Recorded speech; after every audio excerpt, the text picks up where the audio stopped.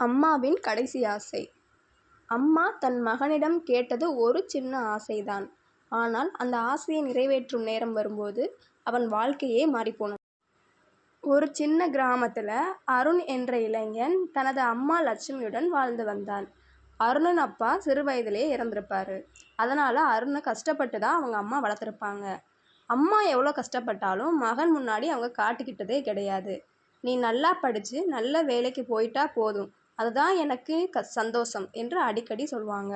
பல வருடங்கள் கழித்து அருணுக்கு நகரத்தில் நல்ல வேலை கிடைச்சது. அருண் அந்த சிட்டிக்கு செல்றதுக்கு தயாரானான். அம்மா அவனை பார்த்து சொன்னாங்க, என்னை பற்றி கவலைப்படாதே, நீ உன் வாழ்க்கையை நல்லபடியா பார்த்துக்கோ அப்படின்னு சொல்றாங்க. அருண் சிட்டிக்கு போனதும் வேலை, பணம், ஃப்ரெண்ட்ஸ் எல்லாமே அவனோட வாழ்க்கையே மாறுச்சு.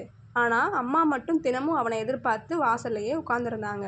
ஒரு நாள் அருணுக்கு அம்மாவிடமிருந்து தொலைபேசி வந்தது. அருண் ஒரு முறை வீட்டுக்கு வந்துட்டு போயேன் என்றாள் அம்மா. அம்மா, இப்போ வேலை ரொம்ப இருக்கு, அடுத்த வாரம் கண்டிப்பாக வரேன் என்று சொல்லிவிட்டான். அடுத்த வாரமும் வரல. சில நாட்கள் கழித்து மீண்டும் அம்மா அழைத்தாள். அருண், எனக்கு உன்னிடம் ஒரு ஆசை இருக்கு, நீ வரும்போது எனக்காக ஒரு சின்ன பொருள் வாங்கிட்டு வா அப்படின்னு சொன்னாங்க. அம்மா சிரித்து கொண்டே அப்படி சொன்னாங்க. நீ வந்த பிறகு சொல்கிறேன் என்றாள். அருணுக்கு அது பெரியதாக தெரியவில்லை. ஆனால் சில நாட்கள் அவனுடைய வாழ்க்கையை மாற்றப்போகும் என செய்தி வந்தது. நீ வரும்போது அம்மாவுக்காக ஒரு சின்ன பொருள் வாங்கிட்டு வா அப்படின்னு சிரிச்சுட்டே அம்மா சொல்கிறாங்க. ஆனால் அந்த விஷயம் அருணுக்கு பெருசாக தெரியலை. அது என்னன்னு அருண் கேட்கும்போது, நீ வந்த பிறகு நான் சொல்கிறேன் அப்படின்னு அம்மா சொல்லிட்டாங்க. அருணுக்கும் அது பெருசாக தெரியலை. ஆனால் சில நாட்களில் அவனுக்கு வாழ்க்கையில் மாற்றப்போகும் ஒரு பெரிய செய்தி வரும்னு அவன் எதிர்பார்க்கல. அம்மாவோட உடல்நிலை சரியில்லாமல் போயிடுச்சு. மருத்துவமனையில் அட்மிட் பண்ணியிருந்தாங்க. பக்கத்து வீட்டுக்காரங்க அருணுக்கு கால் செய்கிறாங்க. அப்போது வேகமாக அம்மாவை பார்க்க வந்தவங்க, நீ வந்துட்டியே, எனக்கு அதுவே போதும் அப்படின்னு அருணோட அம்மா சொல்கிறாங்க.